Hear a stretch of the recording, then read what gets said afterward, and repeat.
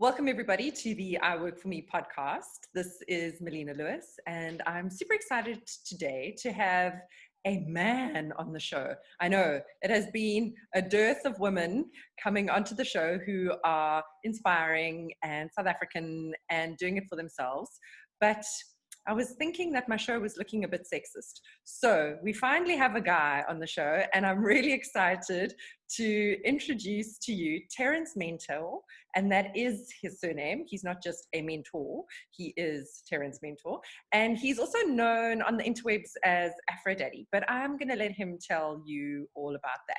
So without further ado, welcome Terence. Thank you so much for having me on your podcast, Melina. This has been exciting. We've been talking about doing this for like back and forth for like a month now. I've been like waiting for this to happen, and I'm excited to be here. Great. Well, I'm thrilled to have you. As I said, it's great to not just stick to one sex. You know, you got to branch out there. You know, Yeah, try traditionally the other side. us men have been Ah. silenced for so long. So we finally need a platform.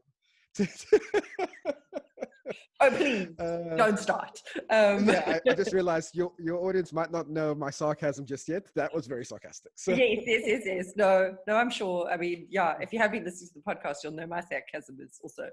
So that's absolutely cool. Great stuff. So, Terence, what I usually like to start the show off with is finding out, when you were a kid, what was your first memory of the kind of the question of what are you going to be when you grow up? What is your first memory of what you wanted to be? I wanted to be an astronomer, not an astronaut. All of my friends wanted to be like firemen, but specifically astronauts.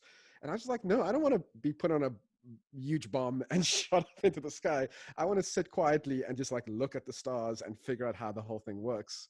Even as like a 7-year-old, I remember thinking like just sitting, looking up at the stars seems like a really fun thing to do. Unfortunately, as I got older, I realized that maths and science were critical components to that. I did not have the, I wouldn't say that I don't have the brain for it. My wife will be very upset with me if I say that. More, I didn't have the work ethic that I think is required for okay. it. So, yeah, exactly. But I love that idea of kind of lying and looking up at the stars, and that's what appealed to you. It's very, very cool, and it's kind of like nice and dreamy and spacey. Yeah, just like this big universe that like, and as I got to understand it, how far things were away and how big things were, I think for me, just the idea of like this universe of possibilities that anything could happen, anything is possible. Like the things that we are seeing right here in front of us isn't the reality. Which is, now that I think about it, it's quite big philosophical concepts for a little kid to be thinking. But I think that excited me, just the idea that there were so many things that could happen out there. Wow. Well, I'm sure you've carried that through actually into your life, because you are one of those people who is making possibility for yourself. So maybe you can just tell us all the things that you are up to at the moment and why you do them. Okay, well, firstly, I'm a father to two boys. That takes up a lot of my time. Liam is 6 and Eli's 5. Yeah, that's that. I mean, the reasons why I do that, I think, is fairly self-explanatory, but we can always go deep into that later. I'm a husband to Julie. I am currently studying an advanced diploma in digital marketing. I work as a community and brand manager at an indie game company in Cape Town. Wow. And I also run and host and produce and create and dream about and think about my blog, podcast, and vlog called Afrodaddy, which also takes up a mass. I'd say most of my spare time and creative thinking has gone into that over the last 5 years. Wow. It's a platform it's a parenting platform, it's a parenting blog, but specifically looking at issues around fatherhood, around engaged fatherhood, and giving perspectives about parenting from a dad's perspective. Oh, well, I must be honest, I haven't read your blog. I'm a mom. But I don't read mom blogs either. I kind of like, Okay, so but you are forgiven. no, thanks. Whew. I'm like by the seat of my pants. When all my friends were reading all those mom blogs, I was like, oh no, I get to paragraph 2. And well, my kid was a screamer. So, I mean, if I got to paragraph 2, it was fortunate. You were lucky.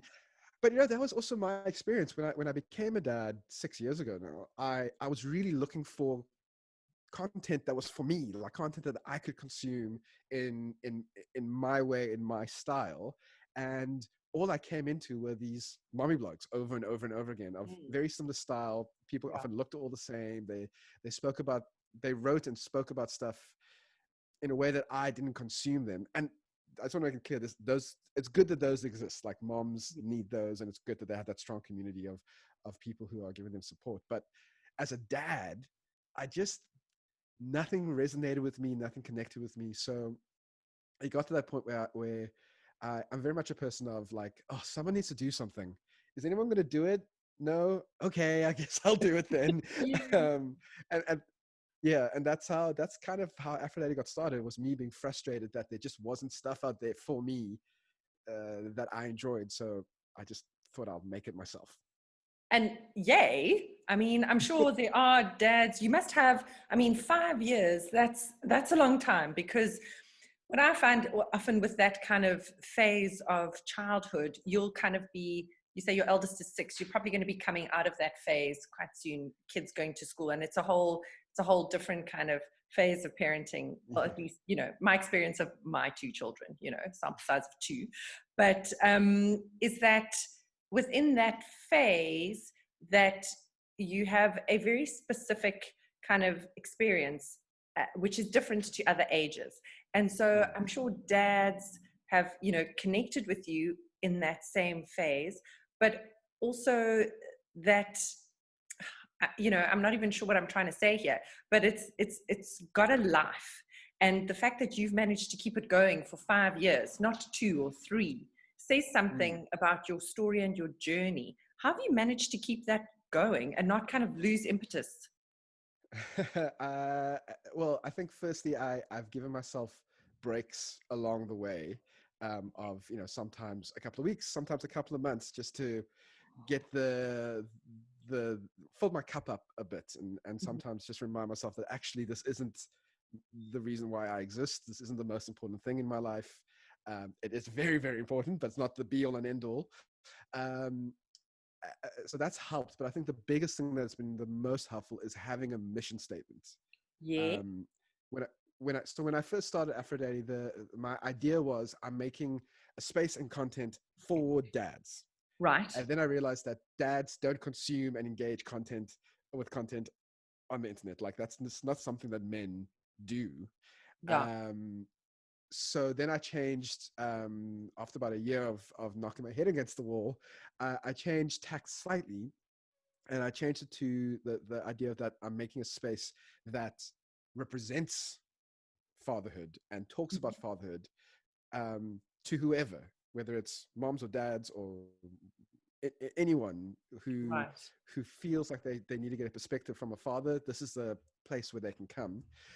So my through that process, I developed a mission statement, which I've kind of kept through as a through thread through everything. Is Aphrodite is about promoting engaged fatherhood in South Africa. Amazing. It's so whether it's um, speaking to non-dads about how to support fathers, whether it's talking to moms about why maybe their partners, and their baby daddies aren't performing and acting the way they wish, and how they can Mm. help them do that, or whether it's talking to men and saying, and fathers, and saying, listen dude, you need to get off your butt and you need to do better, and this is how you can do it. That all kind of fits into that same mission statement. um, and when basically every decision gets made through that Right. kind of through that perspective. So should I make this piece of content? Well, does it fit the mission statement? If it doesn't, then I don't really have time for it. Right. um, should I take on this brand? Well, does this brand relate to that mission statement, or are they kind of the kind of brand that makes fun of fatherhood? Well, No. no. So Yeah. then I take away from that. And then also it means that if I if if I make content or if I do work that doesn't get mass appeal, but does still fit that box. The mission statement isn't to get lots of views and to become famous. The mission statement is to encourage and engage fatherhood. So if I encourage one person to be an engaged dad, I've won. And Oh, I think that's helped me kind of keep going, because then it's like, well, actually it's small wins like that have helped me just keep throughout the years, just keep the grind going along. yeah. So going back to what you said in terms of what keeps you going and how it is that mission statement and how that is the thing that pulls you along. I think that's beautiful. And if I may be so bold to say, especially within South Africa, where we have all this horrible gender-based violence and violence against children. And I just think it's wonderful that you are holding up the flag and kind of lighting the path to possibly better ways, and and also showcasing the good dads. We've just chatted about fathers, and my husband's yeah. a wonderful father and provider and support, and he lives with me. I mean, the guy must be nuts. So I think it's important that we recognize there are so many good men. And if you are there kind of just saying to the dads out there, look, okay, maybe think about it like this, or look at it from that perspective, or enlighten someone, a mom, as to how a dad might be feeling, when she says to him, oh, just give it to me, I'll do it myself. How would someone feel about that? They wouldn't ask to help you next time, would they? So I think there's a lot of amazing stuff that you're doing. It's not just funny dad stuff, and and I think the idea of putting the positive aspect of fatherhood into the conversation, like you're saying, is really important. I try very hard to make sure that I make it clear that I know there are a lot of terrible stories. In fact, I'd say almost there's so many of us that have terrible relationships with fathers, either if it's the father of our children or our own fathers. There's been a lot of bad stories. So I do try and find, like you're saying, the good ones, the guys who are trying, the guys who are grafting and grinding away, and who are really trying to change that cycle of terrible fatherhood. And that's why, one of the reasons why I started the podcast section of Afrodaddy was to find ways to bring those voices in, because I really at some point realized I don't want to be this like lone voice of fathers in South Africa, right? I don't want people to think that I think I'm the only good dad in the country, or the only person trying to be a good dad in the country. So I really wanted to try and find ways to bring more father voices into the discussion, having guys talk about what they've struggled with, how they've struggled with the concept of being a good dad, and also talk about how they've done well, like actually say, no, this is where I know that I've achieved a level of good. I'm not saying that I'm perfect, I'm not saying that I can't do better, but this is what I've done that I really think that I've done well, in the hope that other dads hear that. And basically I want to be part of a new culture of fatherhood. I want to be able to change the idea that like actually good men are good fathers. Good, if you want to be cool, if you want to be successful, if you want to be seen as a man, which a lot of people still want to do, I want to be able to associate that with engaged fathers, and that's kind of all mixed up in my messy brain of thinking. No, and I think there's so much in this. So sorry, I'm going to park on this for a moment, because I think that being a good father is a concept that requires a new look, as does motherhood. But motherhood is easier. You kind of fall into that, well, if I bake, beautiful goods and cook a nice supper and help my children with their homework and give them good advice, and I don't know, make sure that I give them money when their tooth falls out, which I don't. I totally forget and stuff that up. But there are some things that, being a good mother, whatever that is easier to fall into a certain pattern of behavior. Whereas being a good father, I think, is more difficult. I feel like the rules are not well written. And Yeah. because society's changed so much, I think men kind of not too sure what the expectation is from the mom as, you know, as this father. Like, what does she expect me to act like her dad or my dad or the guy next Yes. door, or, you know, like, what does she want from me? You know, I don't know. My dad went to work, you know, 9 to 5 every day, came home. My mother gave her a whiskey, and, you know, like, people don't understand like what is expected of them. So I think by creating this new narrative, or working towards building a narrative about what a engaged father is, because good is just that. Absolutely. Look, it's you could write a couple of novels on this one, but Yeah, yeah. and I think one of the issues there is that moms, you know, like you say, you have a lot of women on your podcast. I think women have been shown how to communicate effectively.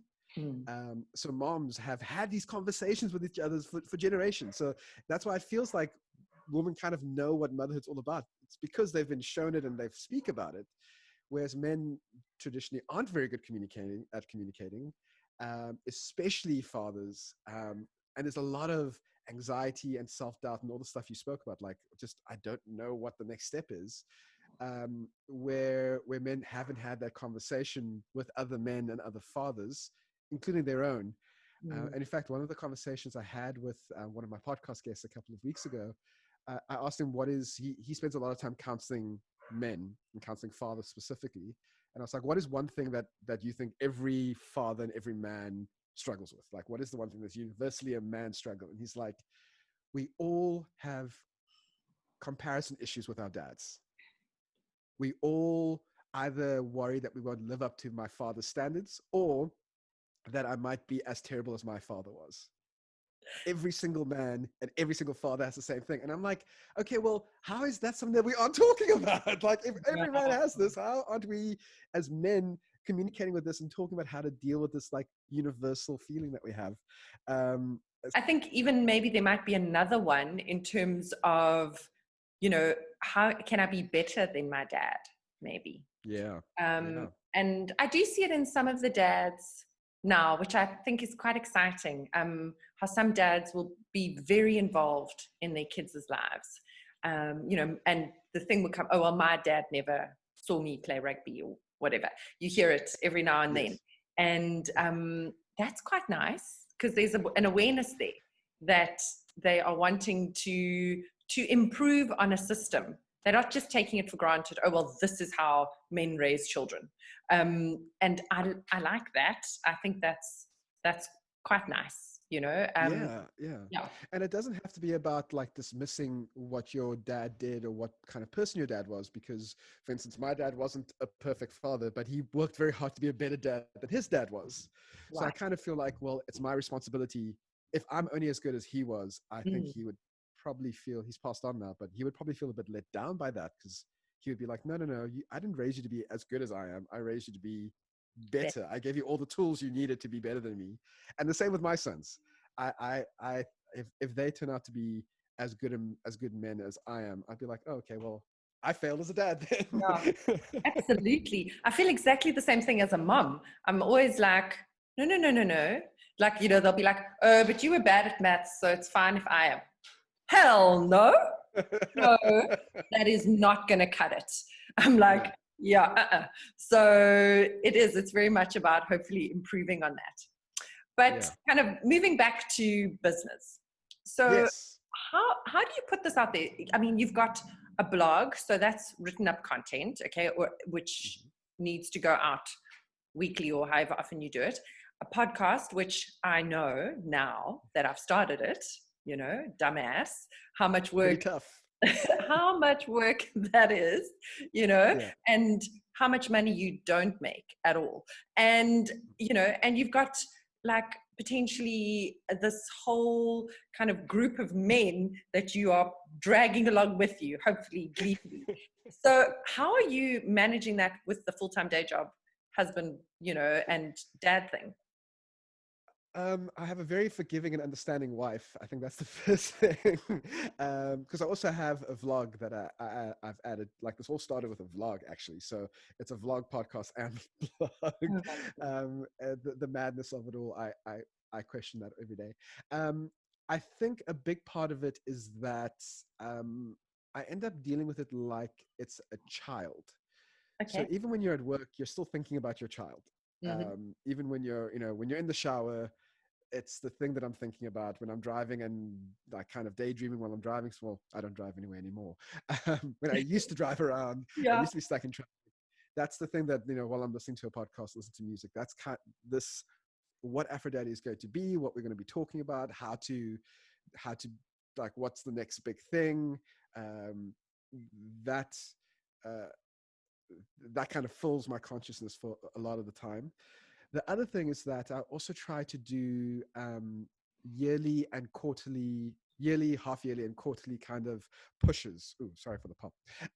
So at the end of each year, I look back at what worked, what didn't work, and I think about what I want to achieve in the next year. What's my big goal for Aphrodite in the next year? So, for instance, my goal for this year, for 2020, was to get more dad voices into Aphrodite. I wanted more good fathers to be talking, so that I don't want people to be looking at me as the shining light of what fatherhood should be, because I don't think I should be.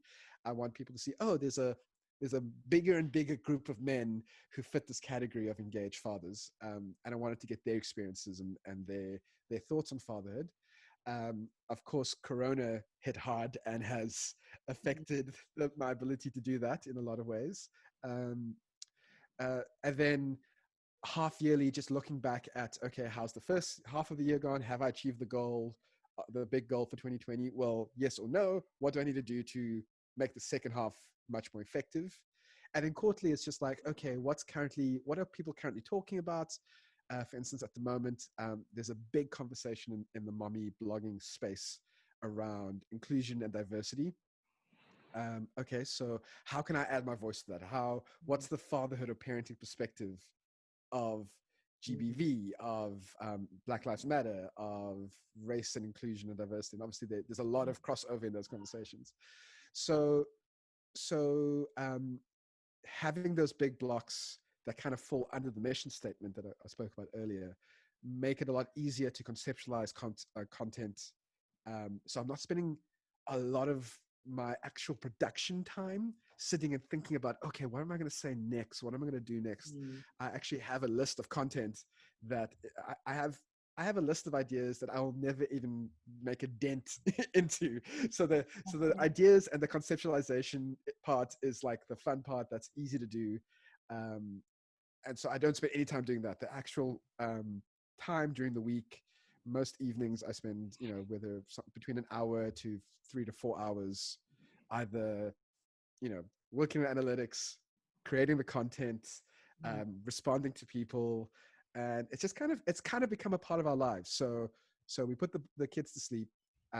Just a quick rundown of our, of our evenings. We have dinner. We put the kids to sleep. We do a little bit of cleaning up, and I might do like an hour to 2 hours of work on Aphrodaddy, maybe watch a movie or a show, and then we go to sleep. Right. Sometimes I'll have to tell my wife, look, I'm editing a video tonight. So, I'm shooting and editing a video, might take 3 hours. So that's the whole evening done.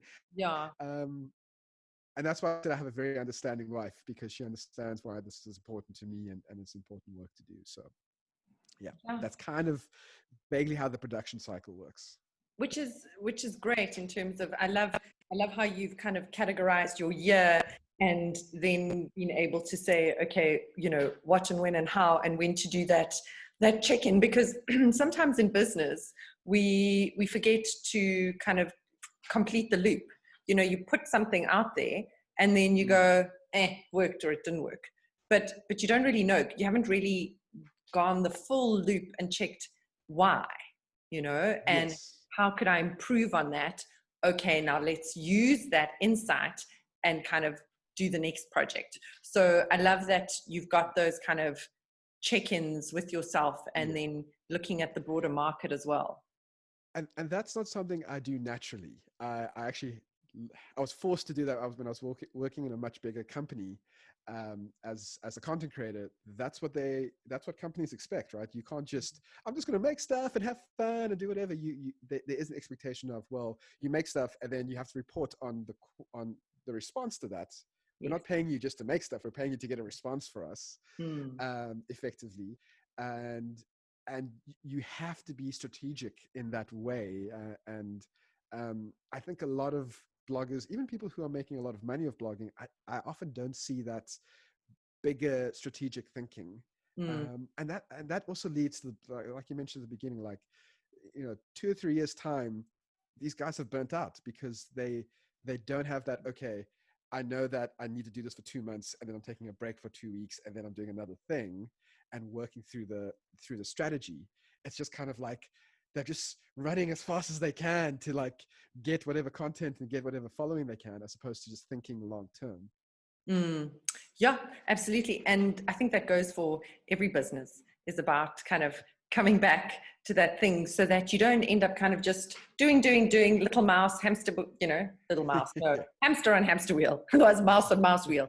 And spinning that wheel, go, and not looking anywhere. And so that is so important. So I'm curious, in terms of your Afrodaddy business, how you've kind of grown that and how have you turned that into a viable business? So if someone out there, I mean, podcasting is now blowing out in terms of like people are going, well, I'm stuck at home. I've got a few good ideas. I'm going to be a podcaster.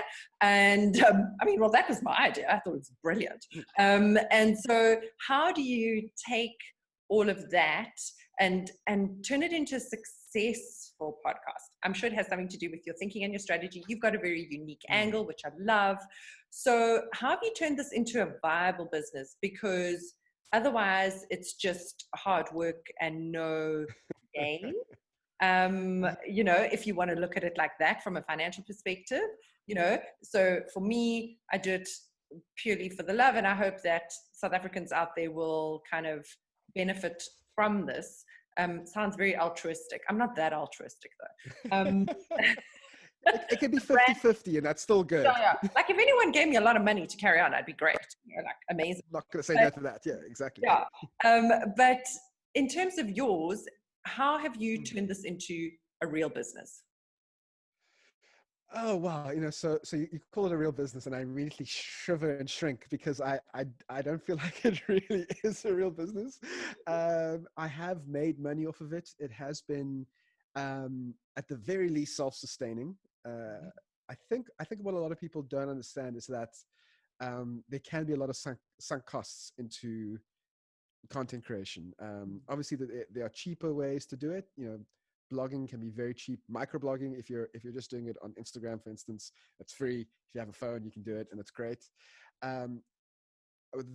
Unfortunately, my ideas of vlogging and podcasting and blogging and doing all of this, it can become very expensive. As you know, putting together just a basic podcast setup can run you into the tens of thousands of rands. So the basic way I was able to make it into a viable, at the very least sustainable business is firstly finding my niche, right? So I made sure that brands, and that's pretty much the only way I make money. I don't make money off like advertising or YouTube or any sort of. It's brands coming on board and saying we want to be associated with you, and we want you to punt our products. So I made sure that I was someone that brands would be happy to be associated with. That doesn't mean I don't say controversial things, but that means that I'm authentic. But I'm also progressive. I think I'm caring and empathetic. So which means that brands look at me and go, okay, well, no one who we would want as a client or as a customer would be offended by this guy, because he clearly cares about everyone. He's a feminist. He's not going to be offending other people. He's a pretty safe bet. There are other things that I didn't have control over, which also helped me. So for instance, I'm a dad in a very heavily mom-dominated market. So when brands are going, okay, we want to do a parenting campaign, okay, we have all of these moms, but we do need a dad.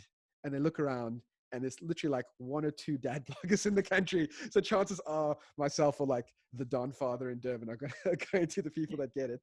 Um, but then again, it's about finding that niche. It's about, okay, what is, I really made sure that I knew what my USP, my unique selling point was from the outset. I I also made sure that whatever I did as best as I could. It Right. doesn't mean my content's amazing. It doesn't mean my writing's better than anyone else. But I just knew that I was grafting as hard as I could to make my content, which is my product, as good as it could be. Mm. And I think over time, people started to appreciate that. People saw that. And then also, I think the other ways that I attracted brands was when brands or anyone engaged with me, I try to be positive and energetic and exciteful and excited and interested in people, because I do think that the most interesting people in the world are people who are interested. So when a brand contacts you, and and even if it's something that you might not be that interested in, but you go, okay, well, let's talk. What is it about? What's your product about? And you engage with them via email and you build that relationship. All of a sudden you have a much longer term business proposition where actually now they're not just, okay, this guy will be a good person for, you know, our products. It's like, no, we like Terence just as a person. We like him. So when we're looking for someone, he's the first person that comes to our mind. Which seems devious, right? It seems like I'm being nice for for the sake of No. making product. But I think it's emotional, relational skills Mm. that that are important, which I find is often missing in a lot of conversations and a lot of business deals. More and more, I'm seeing and realizing, I think, that it's about relationships, Oh, building, the guys that I know who are very good at this, like people who I look at and go, I want to be like that guy. I want to, people who can do this as a living. Like I can't do this as a sole living. I've just been able to kind of cover my expenses with these kinds of stuff. People who actually make a living out of this, they are so relational. They make sure that they engage with people, they talk to people, they are actively excited, and they're active listeners. All of these really good emotional intelligent stuff that people need to develop. mm. The people that are best at that are also surprisingly, or probably not surprisingly, the people who are also very good at making a business out of blogging. Mm. Sorry, Yeah. I just rambled. I said earlier, like I can just talk and talk and talk and talk. I get very excited about these things. No, and it's so true what you say about people and relationships. And once again, I'll say that's true for all businesses. Whether Mm, you are selling a widget, you're selling it, you're not selling it to, like, I don't know, a tree, you're selling it to a person. yeah, How do you engage with that person? And I always, you kind of use the example of how I find retail so disappointing, that when you walk into a store and someone is like, yeah, like, look cold, at you, cold. yeah, Yeah, not interested, not, come and ask me how my day was, be nice. yeah. um It is so amazing how much more likely you'll buy something if someone says, "How are you today?" yeah, I'm fine. How are you? I'm great. If you need anything, let me know. I will let you know. I want to buy all this. yeah, exactly, like, you're a nice person. So I suppose the thing is, in terms of how you engage the people that you want to engage, you've got to look at it from a relationship perspective. People are real, engage in a real manner that is true and honest and authentic, and then kind of the Yeah, rest does flow. And with yeah. that, And then obviously you want to offer real value into those relationships. You don't just want to take advantage of those relationships. no, Because these people are actually people you end up caring about. You want to make sure that their businesses are successful too. And if you want to make their business successful, you'll still do good work for them. mm, I'm a massive proponent of paying it forward. I've received a lot of help setting all this up from people. A lot of friends who aren't bloggers themselves, but are were willing to help me build my website. They're willing to share my stuff. They're willing to like let me know if I've made a mistake and I need to fix it quickly. And more than anyone, that person's my wife. So I think that's another way that I've been able to keep this sustained business going, is by having these relationships with people who honestly care about it almost as much as I do, Mm. and are willing to help me. Partly because they're just amazing people, and I'm really grateful that I'm very fortunate that they're in my life, but also because they know that I would do the same for them.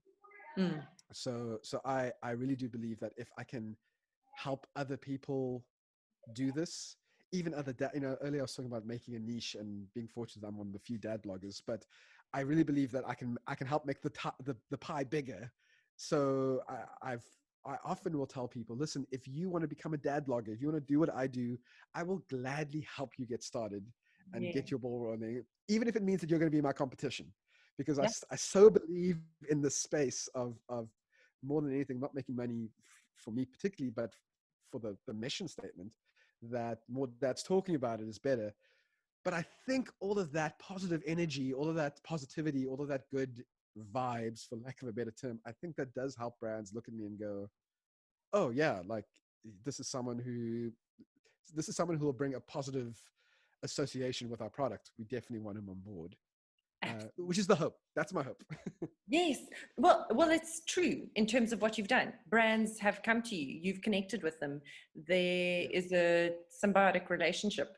So I think your belief is true in that sense. And so, yeah, and I love the idea of paying it forward. And a few of the entrepreneurs or small business owners that I've spoken to are a lot about paying it forward, about making a contact with someone, about giving a piece of advice, about sharing, and openly. So I think that is definitely part of kind of growing a business and making it work, is giving as well. And Yeah. it's a huge part. It's not necessarily, you know, your kind of your 10 rand at the church pew, or your or Yeah. donating to an NGO. It's giving in everyday kind of business in whatever way you can. And I agree, I've also been blessed with lots of wonderful companies to work for, work with, who've shared knowledge. And yeah, I'm also absolutely grateful. And Yeah. yeah, if I can pass it Because on, I will do too. yeah, and a rising tide raises all ships, right? So there is a selfish element to that as well. Sure. If if there are more dad bloggers out there, if fatherhood and parenting is more of a conversation in the general zeitgeist, well, then I want to be. That's good. It's good for me. It's good if more people are thinking about fatherhood. It's good for my brand because that's what I'm talking about. Yeah. So therefore, I want more people to be talking about it. Hopefully, I can still be the leader of that. Hopefully, someone doesn't come after me and just does it so much better than I do Yeah. that they now are the main person. Which actually, in all honesty, that would be great, because again, the mission statement is to get engaged fathers, to encourage engaged fatherhood. Uh, so, but still, if there are more people talking about fatherhood, and that's what I'm doing, I benefit from that. So I want to make sure that everyone's doing it as much as possible. And I mean, selfishly, I'm going to kind of bang the drum for you, because damn, if there are more engaged fathers in the world, especially in South Africa, won't we all benefit in terms of Yeah. raising more kind of conscious, lovely children? So go you. Yeah. So if you're sitting at home right now and you're a man wondering what to do, this is a call to you. Possibly think Yes. of podcasting on fatherhood. Yeah. So Yeah. yeah, And trust me, nothing makes you look at your own ability as a father or your own actions as a father as putting yourself out there as a fatherhood blogger. All of a sudden you realize, oh my word, I need to get my house in order if I want to do this. So it does have that inspirational aspect too. And I mean, look, I can talk about fatherhood for hours and hours. It's kind of what I do. But what you're mentioning about how important engaged fathers is in South Africa, all the studies show that when you have engaged fathers in families, whether or not it's people who actually live with you or not, if the father is engaged in the family, there's less. There's the mothers are more likely to be gainfully employed because they have more time to actually get good work. The children, the daughters are less likely to fall into teenage pregnancy, and the sons are less likely to become drug addicts and criminals. Like, that is across the board. There are so many sectors that can that can benefit from engaged fathers, which is, again, actually only stuff I discovered after I started this journey of Afrodaddy. It's like, oh whoa, this is something that I kind of assumed, but now I'm looking at the research, and the research is really clear about how many things in society could be unlocked if we get men and fathers thinking this way. So again, it's one of those things where even if I wasn't making money, even if I was still kind of pumping my own cash into it, if that mission is fulfilled, I feel like a success. Yeah. The money and the sustainability and the viability are all secondary goals. And I think it's fair to say that. I think it's fair to put that as a goal. I don't think saying, oh no, you shouldn't want to make money out of blogging or out of working on social justice stuff. I think saying, no, I would like to make a business out of this. I would like to earn a living, or at the very least be repaid for the labor that I'm putting into all of this. I think it's totally fair. And even if that's your primary objective, go for it. Like, do your thing. Just for me, I know that the kind of personality I have, if that was my primary goal, I would fail. I need to have a different primary goal than making money. I know. And then, so doesn't that actually speak to with all businesses? And if you are kind of, say, finding yourself unemployed or wanting to start a side gig at this point in your life, that whatever you are going to now start and think about starting or kind of take the first step, that you should come at it from a point that it really resounds with you. Sure, yeah, I definitely don't believe in kind of working for nothing and sacrificing your, the roof over your head and the food on your table, for some greater goal. I mean, Van Gogh ended up in a bad way, so we don't want to be that crazy man. So yeah, of course. I think it's important, though, to align something that can, yes, provide with also that which you believe. So I think that's always a good starting point for business owners. Totally. Yeah. And I think that's where that long-term sustainability comes in. If you are just grinding for the money, I think that can be very emotionally draining if you don't have that bigger purpose. But if you're not getting the money in, it can also be very physically draining, because you're just like, well, I'm not physically seeing the results of my labor. So I do think having both of those things is useful. And I always think about I'm not sure if you know the story of how the iPod became the most famous MP3 player. Is that something that you've spoken about before? So basically, back in the 90s, when MP3 players started to become a popular thing, Apple designed the iPod. It was not the best MP3 player around, like on any spectrum. It wasn't the most bang for your buck. It wasn't the snazziest. It didn't have the most features. But what it did have was that it was associated with iTunes, right? So what Apple did was they made iTunes. You could get a song for 99 cents, which was like insanely cheap for the time, right? Well before Spotify. It was insanely cheap. So people would be happy to buy the cheap song and then realize that they need to get the iPod to play the cheap music. So the iPod was overpriced, as most Apple products are, but you needed that to get the thing that you really wanted, which was a cheap song. So I think there is also, and that's kind of where my brain's starting to go now, is look, you can offer a free service and continue to offer that free service, and then add a paid service on top of that, whether it's for bloggers, it could be like a special section just for your paying your followers who pay a certain amount, whether it's merchandise, whether it's there's also all sorts of other models that you can you can create. But it starts with offering that unique selling point. For Apple, it was the unique selling point of incredibly cheap songs. For you, it could be whatever your USP is. So I do think from a business point of view, that is also important as well, is to go, okay, well, what can I offer for free or for very, very, very cheap that pulls people in and does offer them real value. Like it mustn't be a fake thing that doesn't actually create value for people. What value can I give to people for little to no cost to them, that I can also match with an associated much more expensive or valuable thing that they would be willing to pay for. Mm. That's where the smartness comes into all of this. Yes, absolutely. And, I mean, you can actually do a number of courses, online. Your kind of digital entrepreneurs are very big in this space of Yes. doing that thing, the free webinar that leads to a mastermind course that you just have to do. And, the small ebook that leads to, like, I don't know, a bigger business book, or Right. all those things. Yes. It is about kind of drawing people in, but I'm not offended by it, because I'm happy to test, do I like how this person writes? Do I like how they talk? What is their style? I'll test the free thing.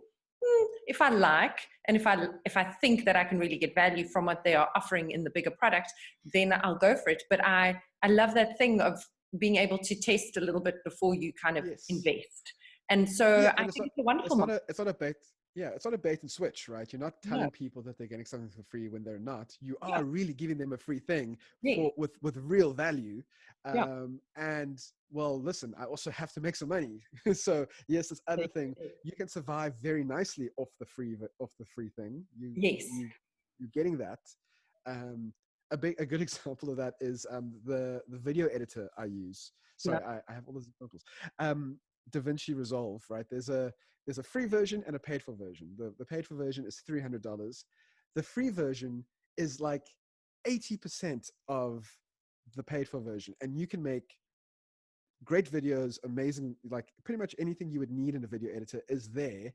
But the exceptional stuff, the real like creme de la creme of the video editing stuff that they have available is in the paid version. So you don't, I got the free version and I don't feel like I'm massively missing out. But if I was going to start a video editing studio, well, now that I know how good DaVinci Resolve is, I'm willing to pay the $300 for like the full thing for my full studio, and they make money that way. So I agree. I think it's a common move, but it's also something that I don't see bloggers doing very effectively at the moment. Yeah, no, and I think there's a lot of that can still come, as well as, I mean, if you're in the creative art space and you're selling something creative, there are things like Patreon. So I have an account. I'm not going to say how that's doing, but look, Patreon is not great for South Africans. Yeah, you should, like, you should, but it's like, it's a lovely service. I love, maybe because I did art in matric or whatever, and you hear about like the de Medicis and how they would, were patrons for Leonardo da Vinci. Yes. Don't worry, I have no delusions. I am not Leonardo da Vinci. But the thing is that I love the concept of people who had enough money to help support artists did it. Sure, they didn't support every scroungy little artist, but I loved how Patreon has converted that into saying, okay, cool. Well, I like what this person does as a blogger, as a podcaster, as a thing. I'm going to give them $1 a month, and it just comes off my account. And yay, that's so easy. I really like that. I feel like that gives everybody the opportunity to be a de Medici, and every artist to be a Leonardo da Vinci. So that's true. It's that democratization of content creation. I should say that 10 times. But it's it's the fact that you no longer have to go through a publishing house or a official broadcaster or a big media house to be potentially self-sustaining. All of those big organizations have lots of problems in who they let in, who gets seen. We've seen issues with a certain group of people being featured more than other groups of people. Whereas now it's like, actually, if you have something good to say and you're making a quality product, whether it's content, whatever it is, there is always potential for you to get paid for that in a way that you could never do before, which is exciting because it means that there are just lots more people who can do stuff, and more people doing stuff is better for all of us. I know. And I really, in this massive, massive world, there are so many different kinds of people who are looking for so many different kinds of content, you know, and it's how I think about my books as well, you know. Some properly published authors, because I self-publish my books, you know, they, you know, are quite, what feels like quite critical sometimes of self-published authors. And so I hardly ever give them my books to read. No, you have to I'm fight like, through. but at the same time, I have a lovely following of readers who love my stuff, and you know, because it works for them, you know. And sure, it may And not. they would never have the opportunity to have read any of your stuff if Yes, you had tried. I mean, maybe you could have you could have gone and published through the traditional ways, but the amount of people who try that route and just yeah, never see the light of day exactly.